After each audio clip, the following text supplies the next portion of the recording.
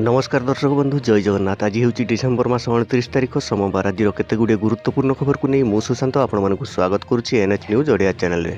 Video को skip न करी शेष जाए देखंतु एवं एही भली नुआ नुआ अपडेट पाइबा पई आम चैनल को सब्सक्राइब करि नियंतु। तबे डेरी न करी चलंतु खबर आरंभ करिबा। रास्ता मझिरे बेकारी भिड़। ओडिशा बेकारीर भयंकर चित्र। अस्थायी होमगार्ड पई मझी रास्तार परीक्षा देले उच्च शिक्षित।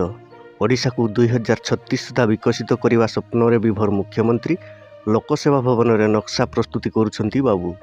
किंतु सत किछि अलगा। खुद मुख्यमंत्री विभाग गोटे परीक्षा चित्र बयान करुछि सरकार विकास कार्यक्रम में सेमानंकर भाग नहीं। जातीय राजनीति को दहलाई देवा भली एही घटना थरे नुहे बारंबार घटुछि। आमे काली अनुष्ठित होइता होमगार्ड परीक्षा कथा कहूछु।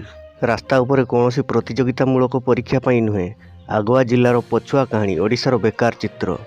उद्वेगर विषय हेउछि भिड़ स्थायी चाकरी पाई नुहे। दिन को 600 टंका मजूरी पाई पुणी मासकर सबुदिन काम न थाई। एही पदवीर योग्यता पंचम पास होइतिबा दरकार। किंतु परीक्षा देउछंती बीटेक एमटेक एमबीए पढ़िथिबा हजार हजार उच्च शिक्षित। बेकारी स्थिति केते उत्कट आपण एइठु अनुमान करि पारुथबे। होमगार्ड पद पई हेउथबा परीक्षा भितरु सामना को आसीछि एभली अभावनीय दृश्य।